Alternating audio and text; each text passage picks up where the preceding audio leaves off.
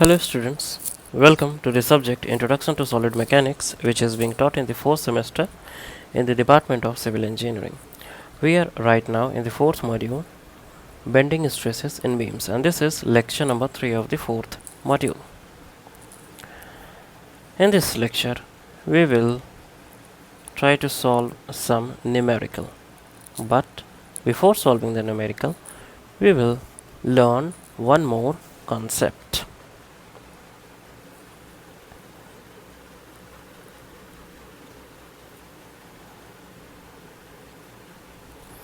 The concept is section modulus. Okay, what is section modulus?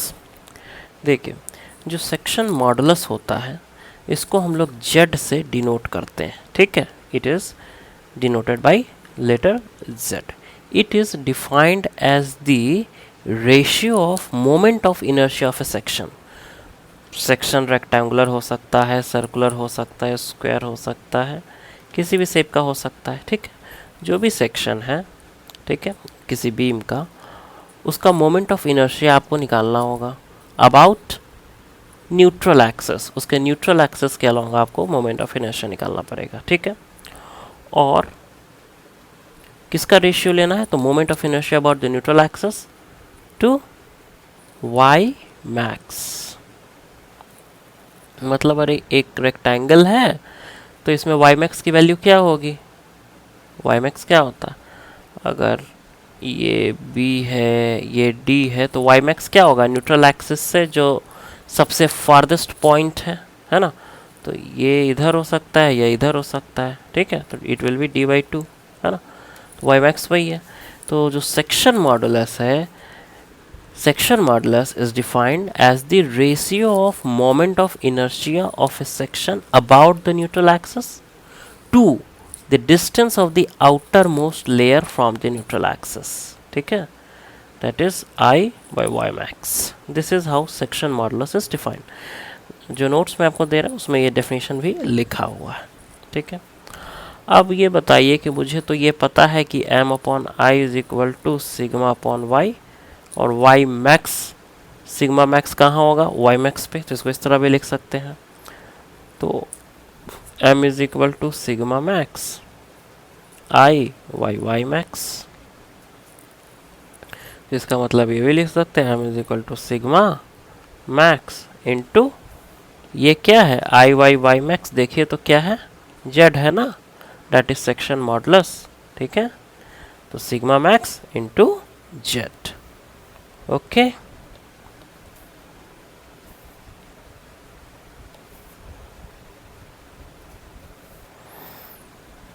चलिए, तो इस तरह हमने क्या डिफाइन किया? Section modulus. क्या है? Section modulus is the ratio of moment of inertia about the neutral axis किसी भी सेक्शन का divided by Y max. That is Y max का क्या मतलब है? Distance of the outer most layer from the neutral axis. ठीक है, अब देखिए, ये जो इक्वेशन आप देख रहे हैं इसमें मुझे ये बताइए m क्या है? m is the maximum bending moment या फिर द मोमेंट ऑफ रेसिस्टेंस है. वही है ना. ठीक है, जो भी सेक्शन आप ले रहे हो तो वो कितना मोमेंट ऑफ रेसिस्टेंस ऑफर करेगा, वही है m. ठीक है, और मोमेंट ऑफ रेसिस्टेंस जो है आपका इज मैक्सिमम कब होगा? इस इक्वेशन को देखिए और बताइए मोमेंट ऑफ रेसिस्टेंस मैक्सिमम कब होगा? जब Z मैक्सिमम होगा. ठीक है, ओके. इसका मतलब क्या हुआ? जो सेक्शन मॉडुलस है ये स्ट्रेंथ ऑफ द सेक्शन दिखाता है. जो सेक्शन मॉडुलस है स्ट्रेंथ ऑफ सेक्शन दिखाता है, क्योंकि जितना ज़्यादा Z उतना ज़्यादा मोमेंट ऑफ रेसिस्टेंस. ठीक है, ओके. चलिए, अब मैं थोड़ा सा आप लोग को अलग अलग शेप के लिए सेक्शन मॉडुलस बताता हूँ. देखिए,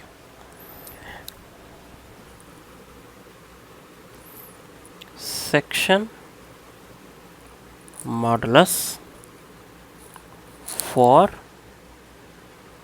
various shapes. ठीक है, for various shapes और beam sections. ठीक है, देखिए,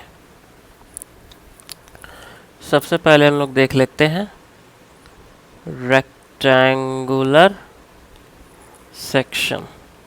अब देखिए, अगर आपके सामने रेक्टेंगुलर सेक्शन है, ये आपके पास अगर एक रेक्टेंगुलर सेक्शन है, ठीक है, तो इसमें जो विड्थ दिया हुआ है वो मान लीजिए b है, जो डेप्थ दे रखा है वो क्या है, d है, ठीक है। अब मुझे बताइए इसका न्यूट्रल एक्सिस कहाँ होगा। इसका न्यूट्रल एक्सिस सेंट्रोइडल एक्सिस होगा, ठीक है। जो भी सेंट्रोइडल एक्सिस है वो इसका न्यूट्रल एक्सिस होगा। तो सेंट्रोइडल एक्सिस का क्या होगा, क्या आपको नहीं लगता है कि इसका जो सेंट्रॉइड है वो d/2 पर लाई करेगा, बेस से या ऊपर से भी, ठीक है। तो न्यूट्रल एक्सिस सबसे पहले तो आपको बताना है कहाँ लाई करेगा। तो हमें पता है कि ये एक सिमेट्रिकल है, ठीक है। तो इसका जो न्यूट्रल एक्सिस है वो नीचे से d/2 या ऊपर से d/2, या सेंटर इसका कहाँ है, यहाँ है, ठीक है। ऊपर भी d/2, नीचे भी d/2, मतलब न्यूट्रल एक्सिस हमें सबसे पहले पता होना चाहिए कहाँ लाई कर रहा है, तो हमें पता है, ठीक है।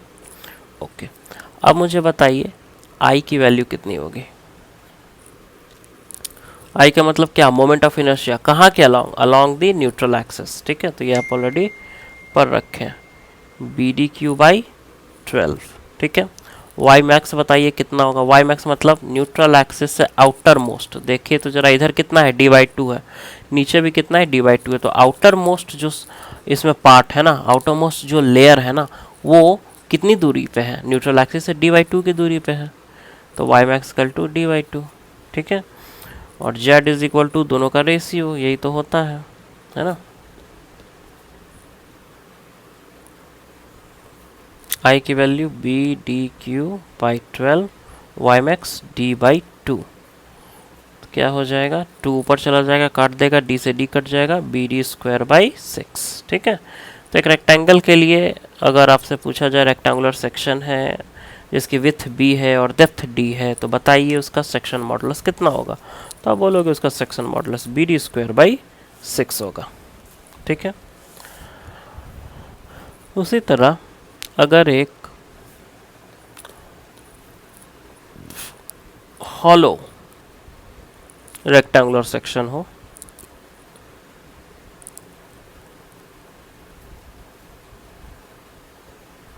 ठीक है, अगर एक हॉलो रेक्टेंगुलर सेक्शन आपको दिखे तब क्या होगा।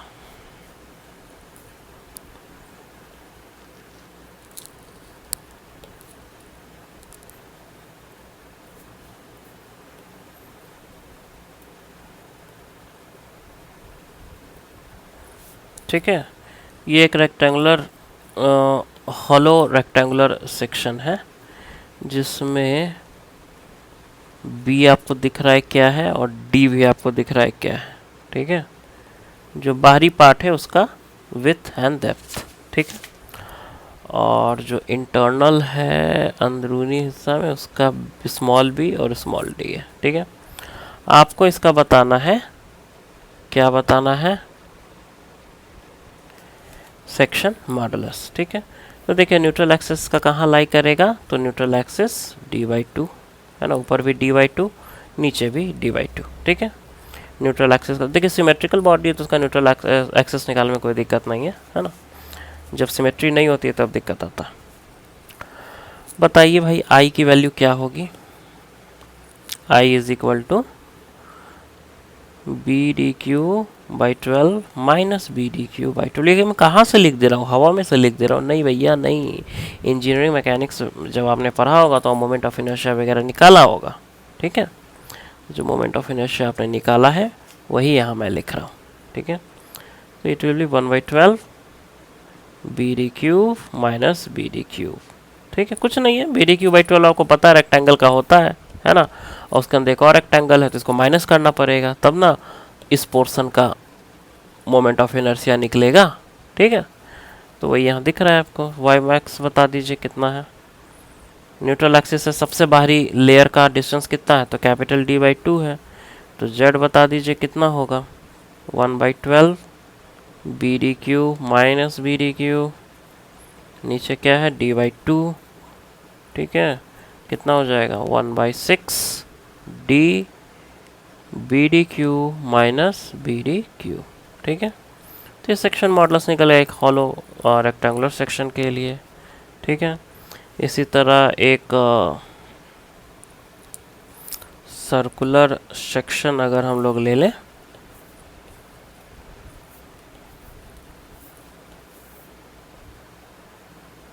ठीक है, तो इसका न्यूट्रल एक्सिस कहाँ है भैया? अगर मैं कहूँ इसका डायमीटर d है तो, है ना, सेंटर में बिल्कुल लाई करेगा।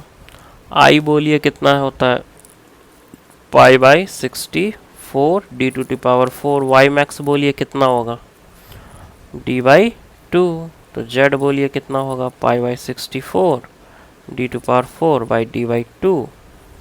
It will be equal to pi by 32 D cube. तो एक सर्कुलर सेक्शन रहा तो उसका सेक्शन मॉडुलस कैसे निकलेगा वो भी आपने देख लिया, ठीक है। फिर अगर एक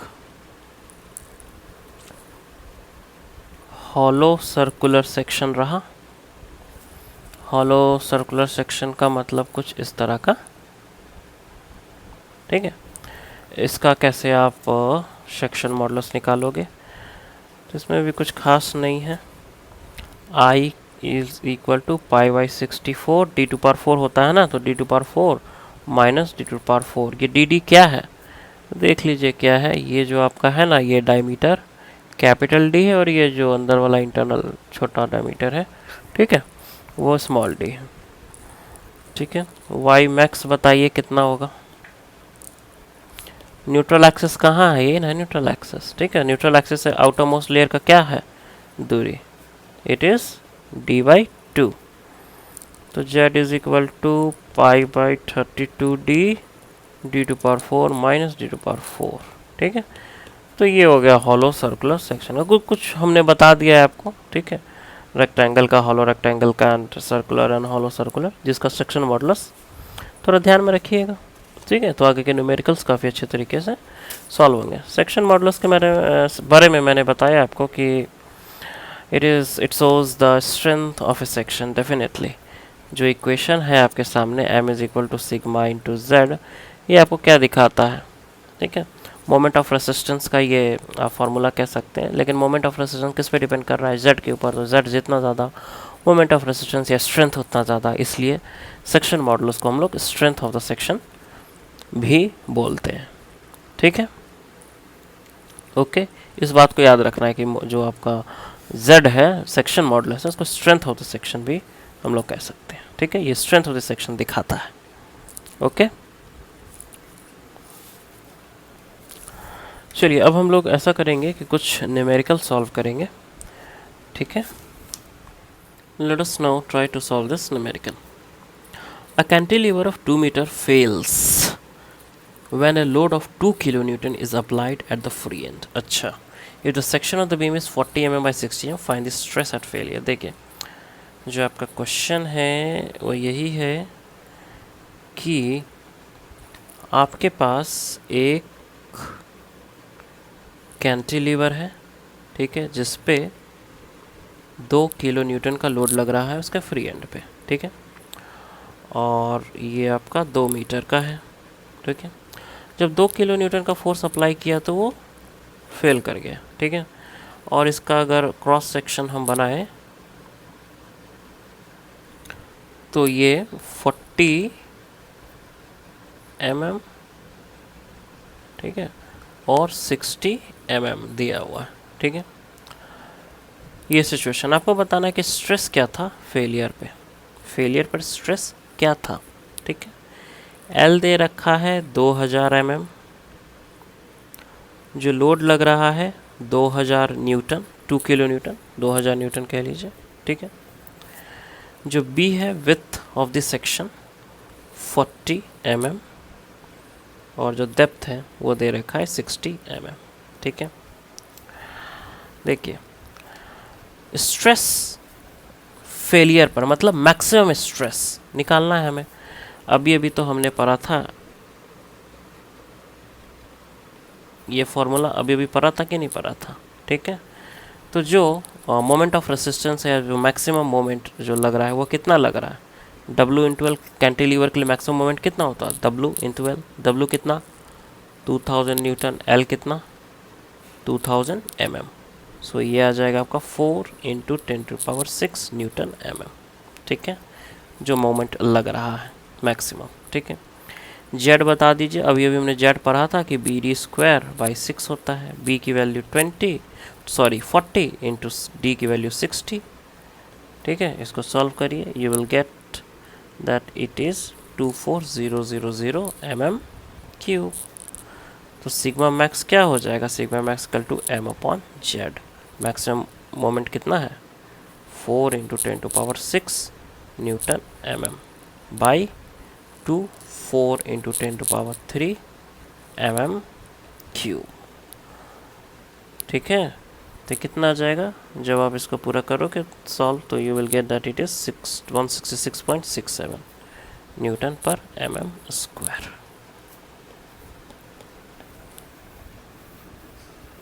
ओके, सो इस तरह क्वेश्चन हम लोग सॉल्व करेंगे। ठीक है, आइए हम लोग एक और क्वेश्चन सॉल्व करते हैं। Let us see another question. A rectangular beam 300 mm deep, okay, is simply supported over a span of 4 meter। एक simply supported beam है, ठीक है, 4 मीटर उसका लेंथ दिया हुआ है। Determine the uniformly distributed load per metre which the beam can carry. UDL उसके ऊपर क्या है, यूडीएल है, तो कितना यूडीएल ये कैरी कर सकता है, डब्लू पर मीटर है ना, कितना यूडीएल ये कैरी कर सकता है ये हमें बताना है। ठीक है, कब, if the bending stress should not exceed 120 Newton पर m²। ठीक है, आई की वैल्यू दे रखी है। देखिए कैसे इसको सॉल्व करना होगा। सबसे पहली बात तो जो भी डेटा दिया हुआ है उसे आप लिख लें कि डेप्थ 300 mm दिया हुआ है, लेंथ 4000 mm दिया हुआ है, 4 मीटर 4000 मीटर। ठीक है, सिग्मा मैक्स 120 न्यूटन पर mm² दिया हुआ है। ठीक है, और आई की वैल्यू भी दे रखी है 8 इंटू 10⁶ mm⁴।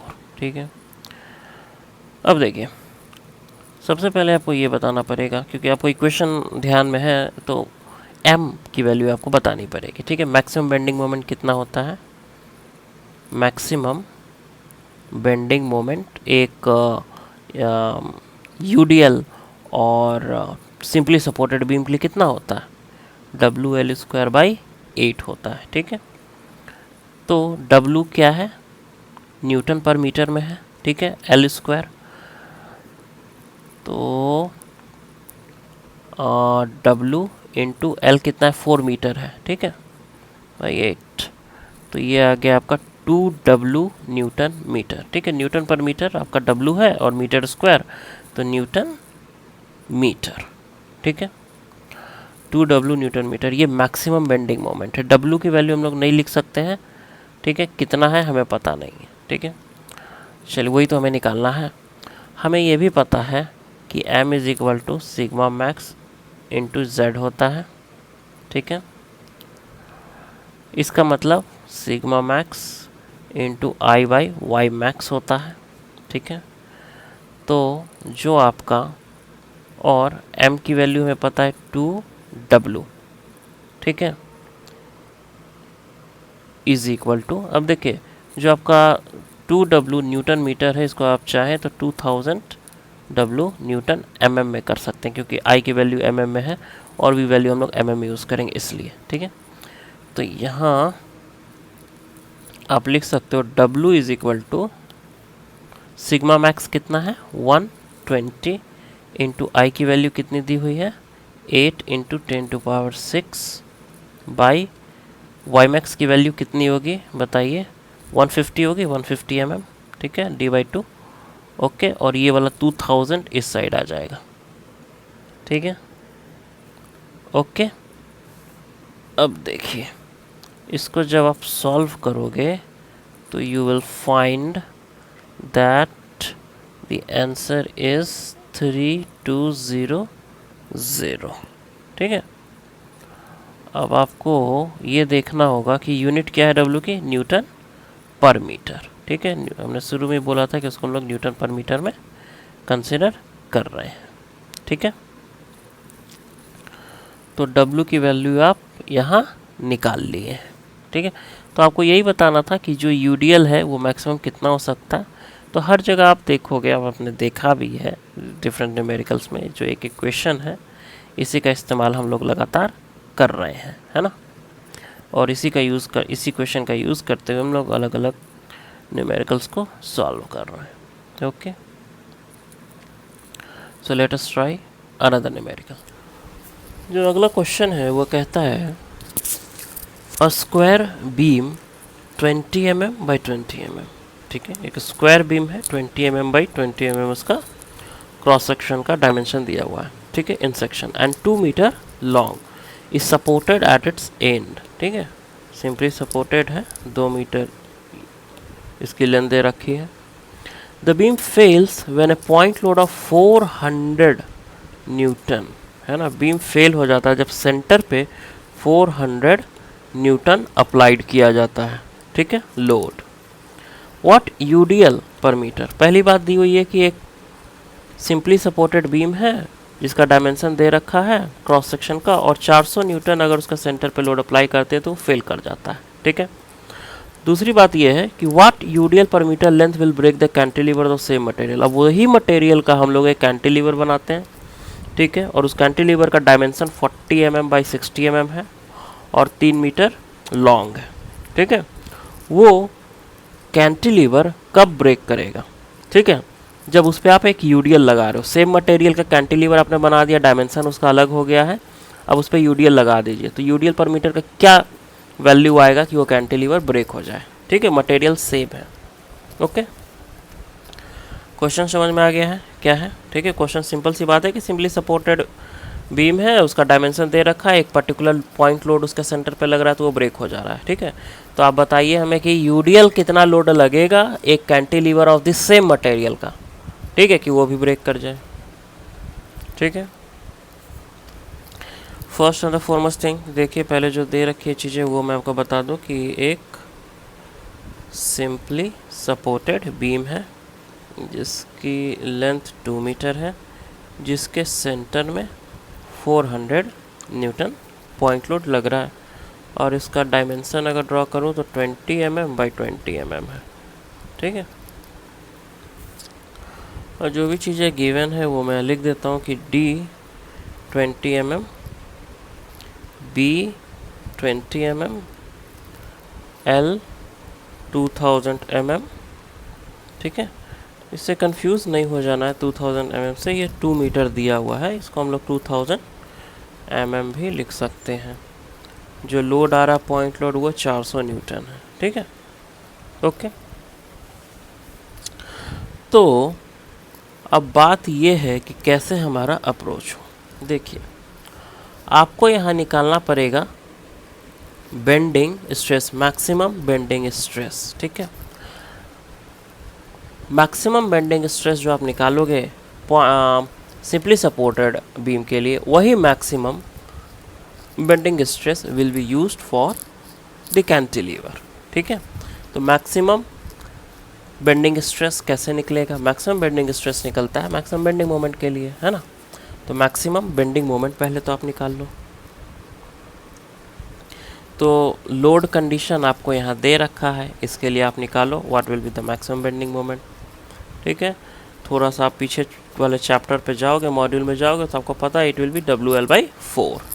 ठीक है, तो W कितना दे रखा है 400, L कितना दे रखा है 2 मीटर बाई 4, तो मैक्सिमम बेंडिंग मोमेंट आपका आ रहा है 200 न्यूटन मीटर। ठीक है, इसको आप लिख सकते हो 200 × 10⁻³ न्यूटन mm। ठीक है, ये हो गया आपका मैक्सिमम बेंडिंग मोमेंट। अब आप ये भी जानते हो कि m = सिग्मा मैक्स × z। इस फॉर्मूला का इस्तेमाल करते हुए हम लोग निकाल सकते हैं सिग्मा मैक्स, लेकिन z भी तो चाहिए होगा। तो z आपको पता है क्या होता है, BD² / 6। ठीक है, बी की वैल्यू 20, डी की वैल्यू 20/6। ठीक है, तो इस तरह क्या हो गया, रेक्टेंगल के लिए बी डी स्क्वायर बाई 6 होता है। ठीक है, तो बी और डी आप अलग अलग ले लो, या फिर स्क्वायर के लिए इसको आप कन्वर्ट कर सकते हो, तो बी क्यू बाई 6 डायरेक्ट आप ले लो। ठीक है, ये कैलकुलेट करके आपका आएगा कितना, 4000/3 mm³। ठीक है, तो अब इस फार्मूला का यूज़ करके सिग्मा मैक्स बताइए कितना होगा। Sigma max will be equal to m/z। M की वैल्यू आई है 200 इंटू 10⁻³ न्यूटन mm, और z की वैल्यू आई है 4000/3 mm³। ये आ जाएगा आपका 3 ऊपर चला जाएगा, 10⁻³ कट जाएगा, it will B the value will be 150 Newton पर mm²। ठीक है, देखिए तो ज़रा आ रहा है क्या 150। मैंने क्या किया है, ये 3 0 से ये काट दिया है, ये 3 ऊपर चला जाएगा तो ये आ जाएगा आपका 1200 3 × 600/4। ठीक है, that is 300/2, that will be 150। ठीक है, ओके, सिग्मा मैक्स हमने निकाल दिया है। ठीक है, अब क्या क्वेश्चन जो कह रहा है, क्वेश्चन कह रहा है कि अब कैंटिलीवर का केस लीजिए। तो कैंटिलीवर का केस का क्या मतलब है कि अब आपके पास एक कैंटिलीवर है। ठीक है, इस पर एक यूडीएल लगना चाहिए, तो यही यूडीएल कितना लगना चाहिए वो आपको बताना है कि ये कैंटिलीवर आपका ब्रेक कर जाए।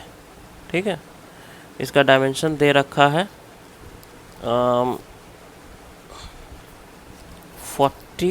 60 mm 40 mm।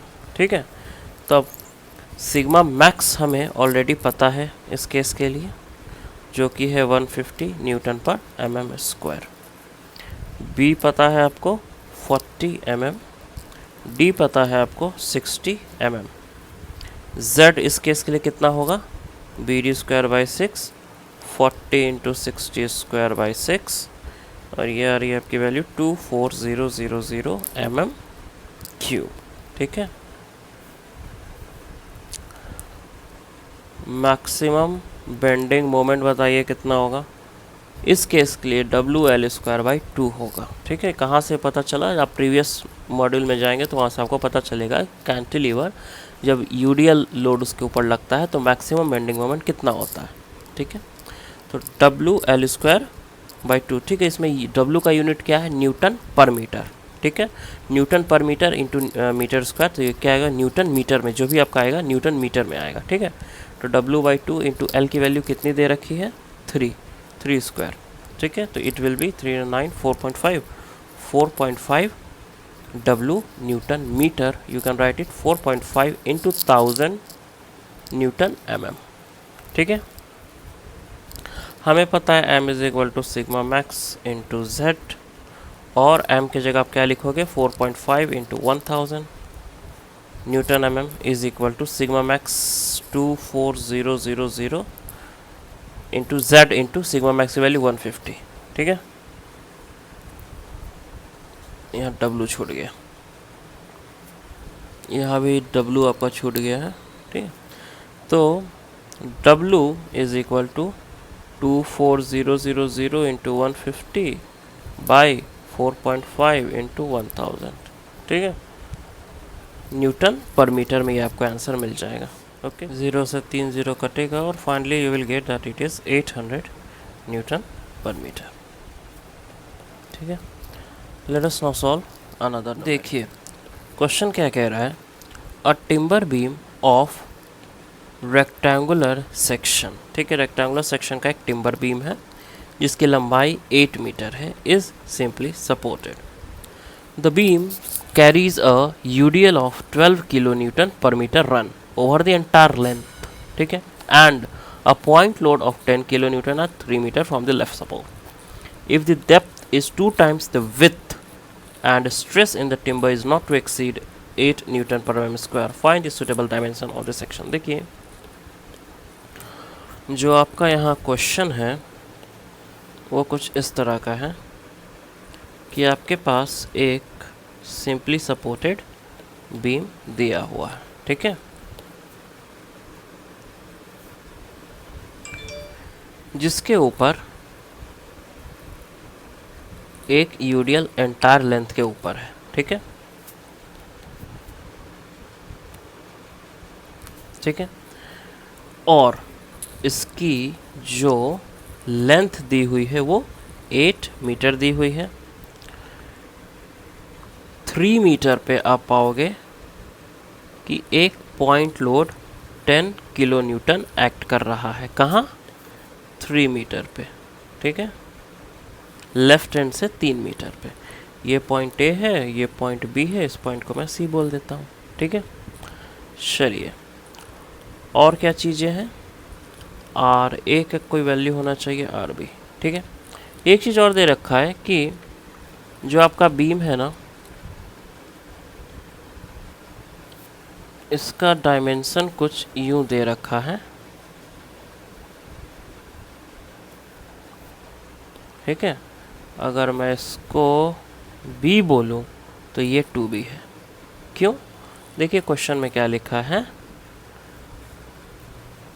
If the depth is 2 times the width, है ना, जो डेप्थ है वो विड्थ के दुगना है, तो आपको सुटेबल डायमेंशन बता देना है, ठीक है। तो ये कंडीशन दे रखा है। अच्छा एक चीज़ ये ध्यान दीजिए कि जो यूडीएल है कितना है, 12 किलो न्यूटन पर मीटर, ठीक है, ओके। और सिग्मा मैक्स भी दे रखा है, मैक्सिमम कितना एक्सीड नहीं कर सकता है स्ट्रेस, कितना, तो वही सिग्मा मैक्स होगा 8 न्यूटन पर mm स्क्वायर, ठीक। कितनी चीज़ें दी हुई है, आपको निकालना है इसका डायमेंशन, ठीक है। देखिए यहाँ देखिए, पहले आप सोचिए कि कैसे आगे बढ़ना होगा आपको, है ना। यहाँ आगे बढ़ने के लिए क्या ज़रूरतें हैं, हमें निकालना क्या, हमें निकालना है डायमेंशन, ठीक है, हमें निकालना है डायमेंशन। डायमेंशन कैसे निकलेगा भाई?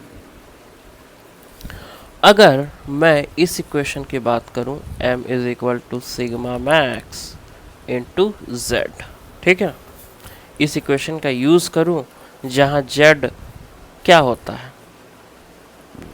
BD स्क्वायर बाई 6, है ना।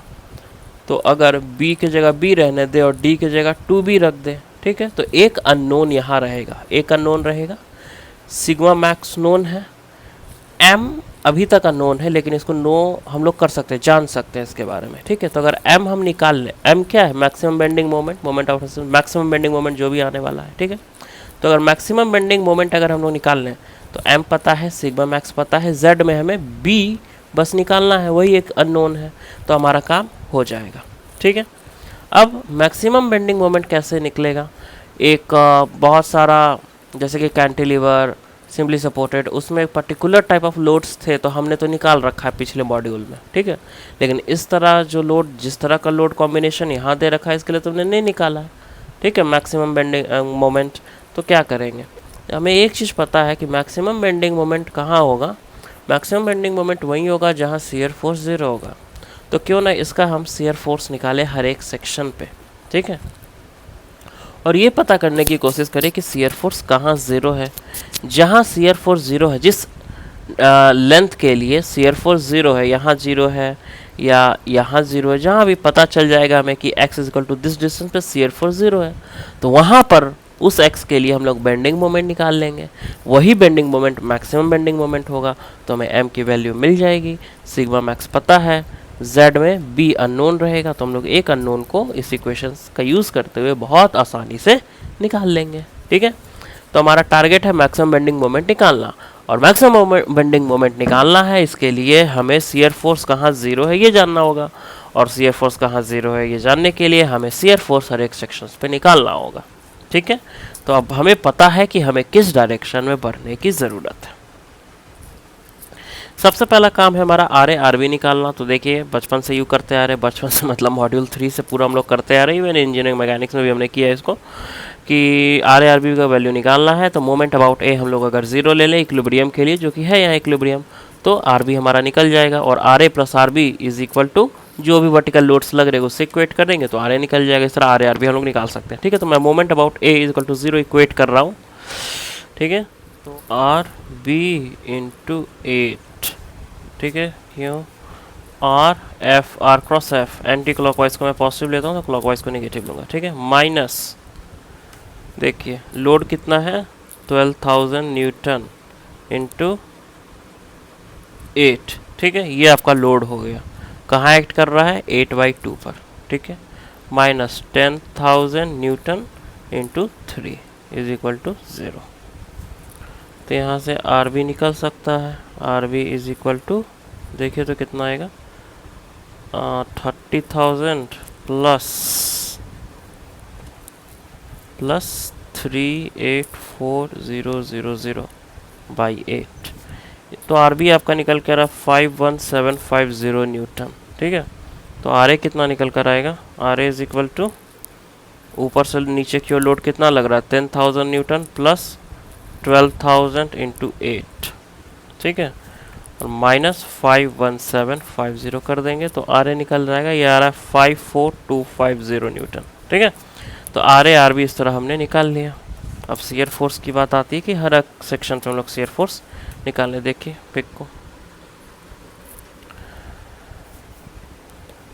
शियर फोर्स एट ए बताइए, तो आर ए के इक्वल होगा, ठीक है, 54250 न्यूटन। पॉजिटिव या नेगेटिव कोई भी सेक्शन जब आप लेते हो उनके लेफ्ट हैंड साइड अगर शियर फोर्स ऊपर की ओर एक्ट कर रहा है तो it is taken as positive. ठीक है, so it will be positive. Shear force C पर बताइए एलएचएस साइड में, शियर फोर्स सी पर बताइए एलएचएस साइड में। ठीक है, मतलब यहाँ तो दिस फोर्स माइनस दिस, है ना, तो 54250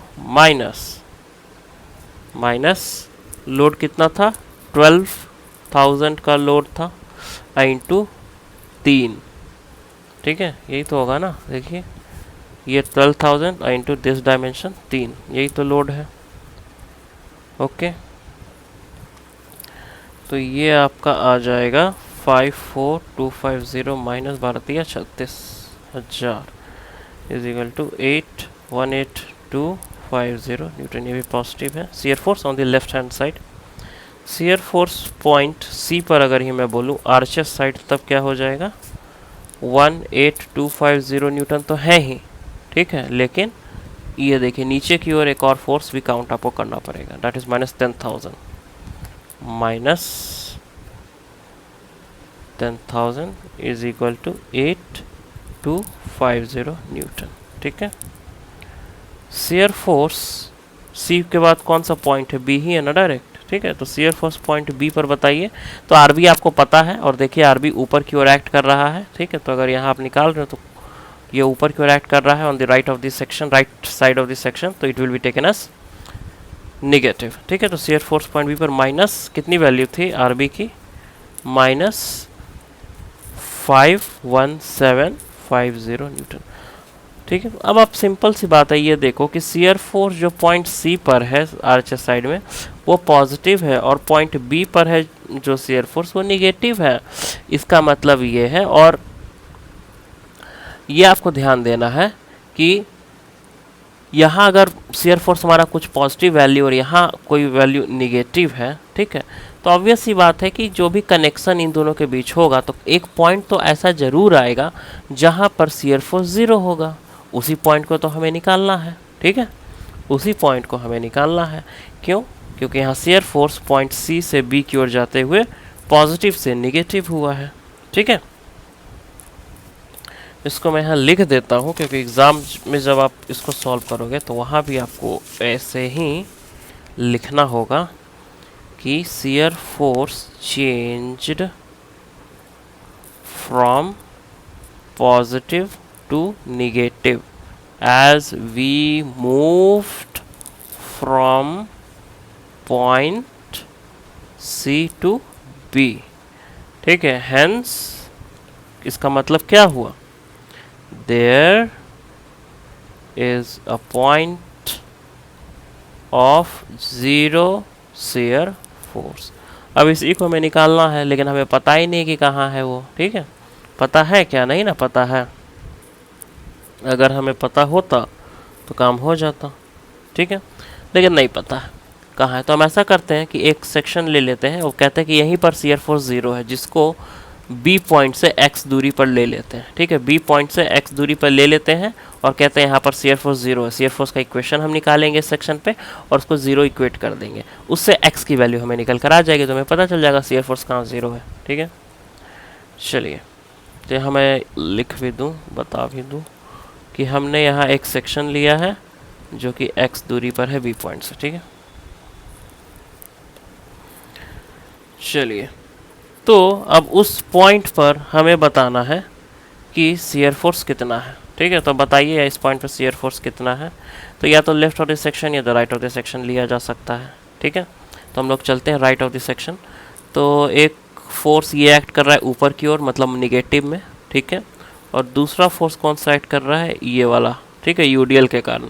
ओके, यही तो दो फोर्स हैं जो एक्ट कर रहे हैं और कोई फोर्स है नहीं, और इसको जीरो के इक्वल इक्वेट करना है। तो माइनस आर बी, ठीक है, माइनस आर बी और प्लस 12,000 इंटू एक्स, यही तो है शियर फोर्स पॉइंट उस सेक्शन पे।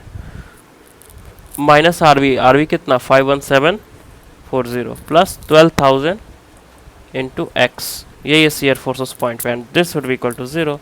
तो यहाँ से x निकाल दीजिए 51750। ये चीज़ें हम लोग ऑलरेडी कर चुके हैं लास्ट मॉड्यूल में। ठीक है, 4.3125 मीटर, मतलब x की वैल्यू में निकल गई है कि x इज इक्वल टू ये वाली वैल्यू, ये वाली वैल्यू हमें पता है कि 4 पॉइंट कितनी वैल्यू थी 3125।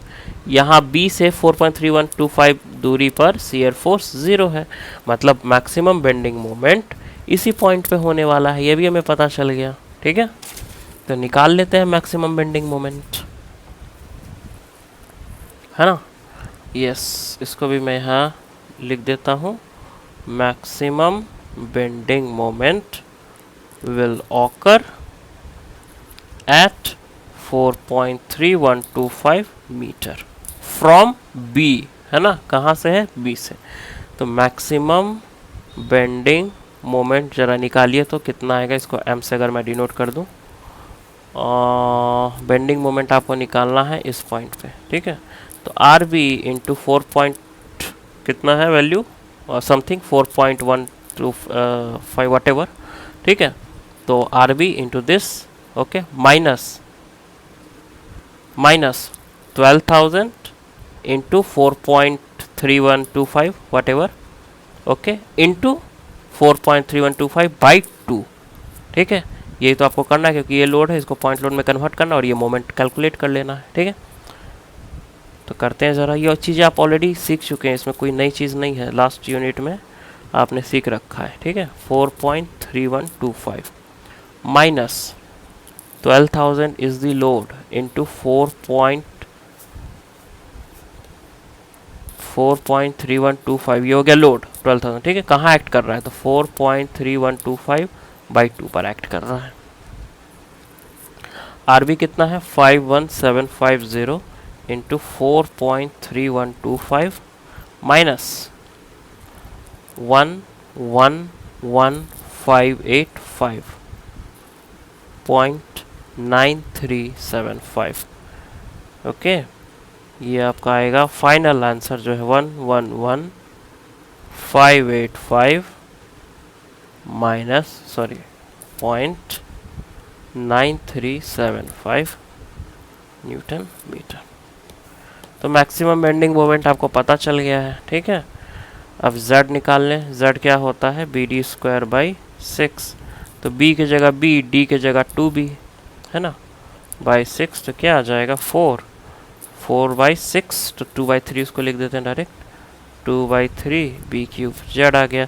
इक्वेशन आपको पता है, m is equal to sigma max into z।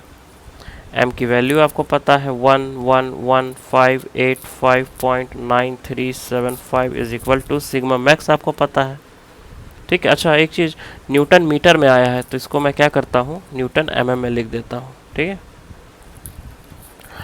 Is equal to sigma max की वैल्यू कितनी थी, 8।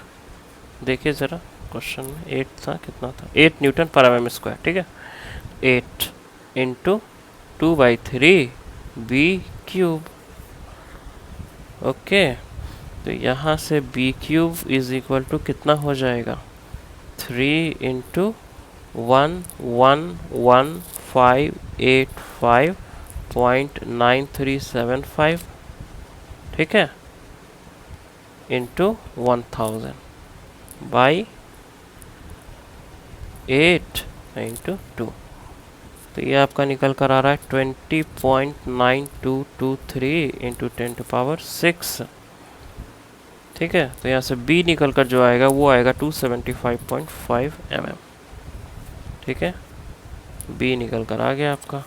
D भी तो निकालना है ना, तो D is equal to 2B था, इज इक्वल टू 2 इंटू 275.5, तो D निकल कर आ जाएगा 551 mm। ठीक है, तो क्वेश्चन क्या पूछ रहा था, क्वेश्चन पूछ रहा था कि आपको डायमेंशन निकालना है। ठीक है, कंडीशन दे रखा था, डायमेंशन निकालना था। डायमेंशन तक हम लोग पहुंच गए। अप्रोच जो है वो आप समझ गए किस तरह के न्यूमेरिकल में कैसा आपका अप्रोच रहेगा। ठीक है, आपको मोमेंट, मैक्सिमम बेंडिंग मोमेंट चाहिए तो कैसे मैक्सिमम बेंडिंग मोमेंट निकालेंगे, शियर फोर्स तक जाएंगे, शियर फोर्स जहाँ 0 होगा वहाँ मैक्सिमम बेंडिंग मोमेंट होगा। ठीक है, चलिए okay, we will solve another question. देखिए जो आपका नेक्स्ट क्वेश्चन है क्या कहता है, a rolled steel joist of I section, rolled steel joist of I section. ये आपको दिख रहा है आई सेक्शन। आई सेक्शन आप कहाँ देखें नॉर्मली, जब आप रेल की पटरियों को देखेंगे ना, तो रेल की पटरी यूँ जाती है, ये ऊपर से आपको दिख रहा है। ठीक है, लेकिन जब आप यहाँ से इसको देखोगे तो आप पाओगे ये आई सेक्शन के फॉर्म में होता है। ठीक है, इसका शेप कुछ इस तरह होता है।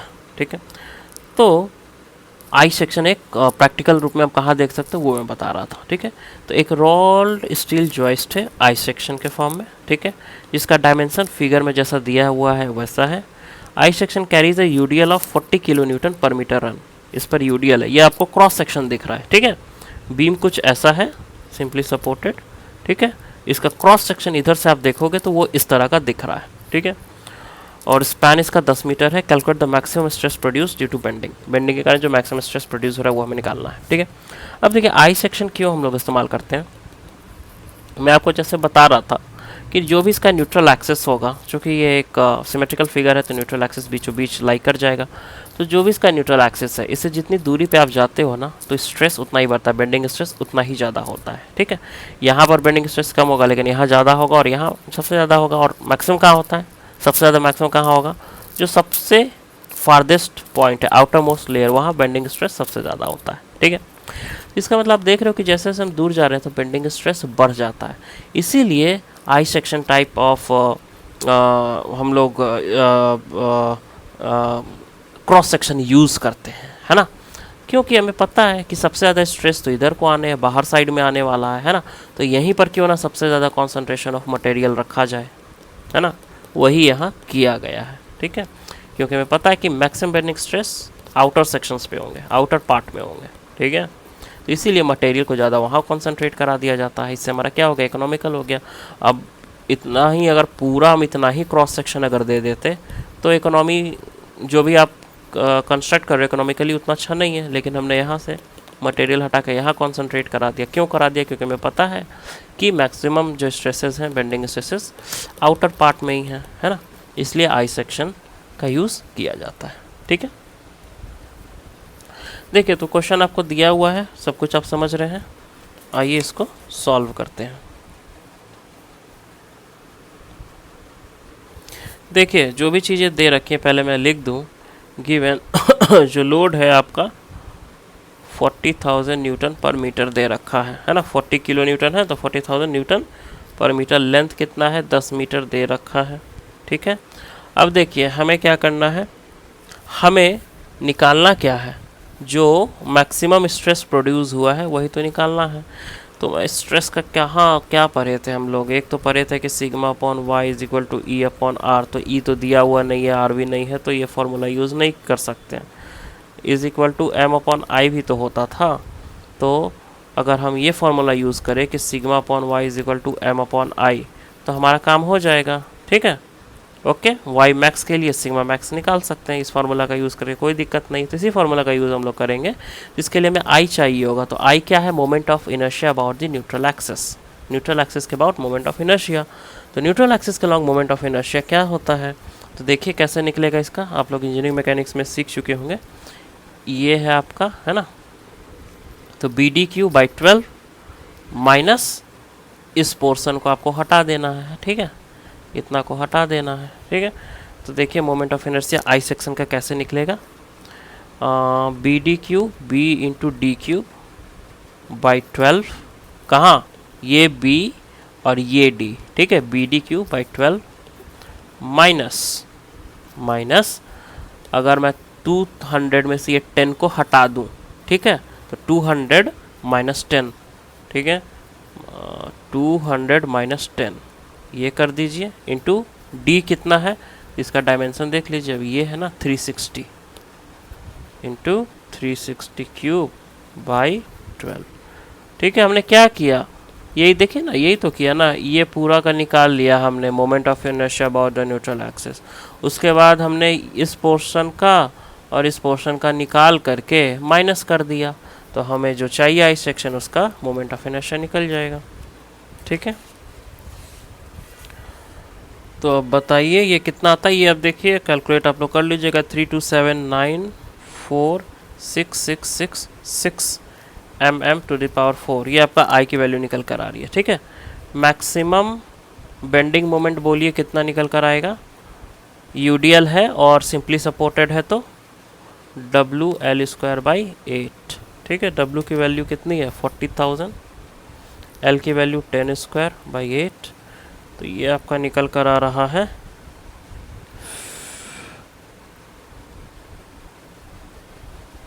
न्यूटन मीटर, ये निकल कर लगभग आ जाएगा। ठीक है, और न्यू एमएम में करें तो 3 जीरो और बढ़ जाएगा, तो 5 इंटू 10⁸ न्यूटन एमएम।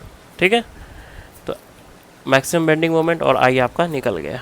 ठीक है, अब ये निकल गया है तो हमारा काम हो गया। हमें पता है कि M upon I is equal to sigma upon Y, और सिग्मा मैक्स अगर आप निकालना चाहते हैं तो it will be M upon I into Y max. ठीक है, एम की वैल्यू आपको पता है 5 इंटू 10⁸, आई की वैल्यू आपको पता है क्या भैया, आई की वैल्यू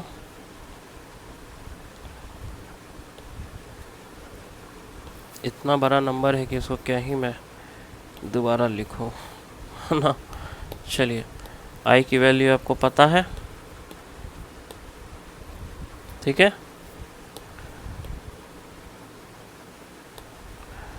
इंटू वाई मैक्स बताइए कितना है। देखिए तो ज़रा न्यूट्रल एक्सिस से वाई मैक्स कितना है, फार्दर मोस्ट या आउटर मोस्ट लेयर, यहाँ से यहाँ, यही तो आउटर मोस्ट लेयर है ना। तो ये आपका देखिए कितना है, ये बीचों बीच है और ये 400 है ना पूरा का पूरा, तो ये कितना हो जाएगा 200। ऊपर जाइए या नीचे आइए, वो 200 है वाई मैक्स की वैल्यू। ठीक है, तो इंटू 200। ओके, तो ये आपकी जो वैल्यू निकल कर आ रही है यार, ये 304.92 न्यूटन पर mm स्क्वायर। तो इस तरह आपने सिग्मा मैक्स निकाल लिया है। सिग्मा मैक्स का क्या मतलब है? सिग्मा मैक्स का मतलब है जो मैक्सिमम स्ट्रेस प्रोड्यूस हुआ है वो, तो वो आपने निकाल लिया है। ठीक है, चलिए, तो अभी तक जितने भी हमने क्वेश्चंस किए हैं ना, हम देख रहे थे कि एक चीज़ तो हर जगह आपने देखा, इवन इस न्यूमेरिकल में भी, कि जब भी हमें न्यूट्रल एक्सिस की ओर देखा है तो न्यूट्रल एक्सिस बीचों बीच है। क्यों? क्योंकि जो भी डायग्राम या फिगर या क्रॉस सेक्शन में मिल रहा है वो सिमेट्रिकल है, या तो स्क्वायर था या रेक्टेंगल था। ठीक है, तो वैसा हमें मिला है हमेशा। तो हमें पता था न्यूट्रल एक्सिस कभी हमें निकालने के लिए हमने मेहनत ही नहीं किया, वो तो सीधे मिड पॉइंट पे होता है और देख लेते थे, काम ख़त्म। ठीक है, लेकिन अगर केस ऐसा हो कि ये आई के जगह ये हट गया, ये टी सेक्शन दे दिया आपको, अब बोला कि टी सेक्शन के लिए यही क्वेश्चन बनाइए तो जरा, तो क्या करिएगा, उस केस में न्यूट्रल एक्सिस यहाँ मिड पॉइंट पे थोड़ी अलाई करेगा, न्यूट्रल एक्सिस थोड़ा ऊपर शिफ्ट हो जाएगा, ठीक है। तो उस केस में हमें न्यूट्रल एक्सिस कैसे निकालना है ये थोड़ा हमें देखना है। मतलब जो नेक्स्ट टॉपिक में बताऊंगा आपको वो होगा अनसिमेट्रिकल क्रॉस सेक्शंस के लिए, ठीक है।